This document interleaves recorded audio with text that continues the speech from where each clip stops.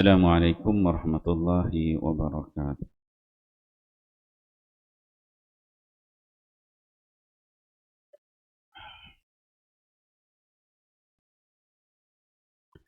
Kalimah tayyibah, beriman kepada perkara gaib. Hadis ke 119. An Anas bin Malik radhiyallahu anhu an Nabi sallallahu alaihi wasallam qala Wakalallahu birrahimi malaka fayaqulu ay rabbi nutfatun ay rabbi alaqah ay rabbi mudghah. فإذا أراد الله أن يقضي خلقها قال أي ربي أذكر أم أنثى أشقي أم سعيد فما الرزق فما الأجل فيكتب كذلك في بطن أمه. رواه Bukhari Kitabul Qadri. Sayyidina Anas bin Malik radhiyallahu anhu meriwayatkan bahawa Nabi sallallahu alaihi wasallam bersabda, Allah Subhanahu wa taala mewakilkan seorang malaikat pada rahim ibu. Malaikat itu sentiasa berkata, wahai Tuhanku, sekarang ia air mani. Wahai Tuhanku, sekarang ia segumpal darah. Wahai Tuhanku, sekarang ia seketul daging. Walaupun Allah Subhanahu wa taala Maha mengetahui segala-galanya, malaikat itu masih memberitahu Allah Subhanahu wa taala peringkat-peringkat perubahan pada janin. Apabila Allah berkehendak untuk menentukan kejadiannya, maka malaikat itu berkata, wahai Tuhanku, apakah yang patut aku tulis tentang janin ini? Lelaki atau perempuan? Malang atau bahagia? Apakah rezekinya? Berapa umurnya? Ditulis segala keterangan tentang janin itu semasa ia berada dalam rahim ibu lagi. Hadis Bukhari. Alhamdulillah, tuan-tuan mulia, pagi ini kita membaca satu hadis Nabi sallallahu alaihi wasallam. Hadis di bawah tajuk kalimah tayyibah, beriman kepada perkara gaib. Hadis ke-119 ni diriwayatkan oleh Anas bin Malik. Anas bin Malik ni dia khadam kepada Nabi sallallahu alaihi wasallam. Telah beberapa kali kita ceritakan Anas lebih kurang 10 tahun hidup dengan Nabi. Dan dia merupakan orang yang membantu Nabi nak ambil wudu'nya, kasut, segala-gala lah yang berkait dengan Nabi sallallahu alaihi wasallam. Dan Anas ni didoakan oleh Nabi sallallahu alaihi wasallam dan banyak kelebihan kita dah ceritakan tentang Anas. So dalam hadis ini Anas dia mendengar Nabi sallallahu alaihi wasallam bersabda. Kata Nabi, waqalallahu birrahima malakat. Allah Subhanahu wa taala bila seorang ibu itu mengandung, bila seorang ibu itu mengandung, Allah Subhanahu wa taala akan cipta satu malaikat. Satu malaikat Allah Taala hantar, malaikat ni duduk dalam perut ibu mengandung. Maksudnya kita ni ada isteri, anak kita, anak perempuan kita, bila seorang tu mengandung je, automatik Allah Taala akan hantar satu malaikat duduk jaga dekat rahim perempuan itu. Ada satu malaikat Allah Taala cipta, dia kata. Kemudian apa tugas malaikat ni? Duduk dekat rahim seorang ibu tu. Kerja dia akan beri report pada Allah Subhanahu wa taala. Sedangkan Allah ni Tuhan yang Maha mengetahui, takkanlah dia tak tahu. Tapi memang Allah cipta begitu.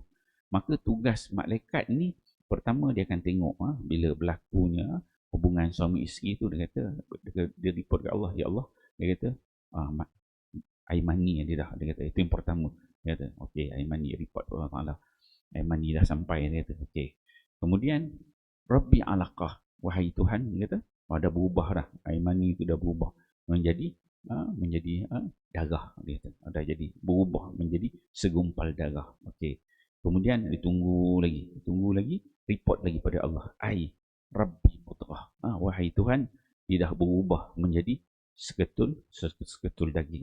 Maksudnya malaikat ni dia memastikan janin yang ada dalam perut seorang ibu tu mengikut sebagaimana yang dikehendaki oleh Allah, dan ada malaikat yang jaga. Bukan mudah-mudah gitu je. Kan? Kemudian kata Nabi sallallahu alaihi wasallam, fa idza aradallahu ay yaqdiya khalaqaha, dan bila Allah Subhanahu wa taala nak memutuskan sesuatu untuk janin itu, untuk kejadian ciptaan Allah itu, kemudian bila Allah Taala kehendaki, Allah Taala akan bagi arahan pada malaikat. malaikat ni dia akan tanya pada Tuhan, Rabbi adzakarun am unsa? Ni dah cukup. Dia ada sebulan, bulan yang pertama, bulan yang kedua, bulan yang ketiga. Dalam Quran disebut salatha zulumat. Dia ada 3 kegelapan. Pertama, sebulan pertama, bulan kedua, bulan ketiga. Bila dah tiba masanya, malaikat ni dia akan tanya pada Allah, Rabbi adzakarun am unsa? Wahai Tuhan, ni nak cipta ni, nak bagi dia jadi jantan ke betina, kan? Nak jadi lelaki ke perempuan anak ni. Malaikat dia akan tanya pada Tuhan. Maka Allah Ta'ala akan bagi tahu, okey, yang ni dan ini bagi dia jadi perempuan. Itu yang pertama, yang ditentukan oleh Allah. Maksudnya pada dalam perut ibu lagi, dalam 4 bulan, 3-4 bulan tu dah ditentukan bahawa ni laki ke perempuan. Itu yang pertama. Kemudian malaikat dia akan tanya pada Allah lagi, asyaqiyun am sa'idun? Ya Allah, ni janin ni, dia ni nak bagi dia ni jadi baik ke ataupun jadi buruk? Bagaimana? Malang ke ataupun bahagia? Asyaqiyun am sa'idun? Maksudnya kehidupan itu nanti bagaimana? Buruk ke baik? Malang ke bahagia? Maka Allah Ta'ala tentukan ni begini-begini. Itu yang kedua. Kemudian ditanya lagi yang ketiga oleh malaikat, famar rizqu? Bagaimana pula dengan rezeki janin itu?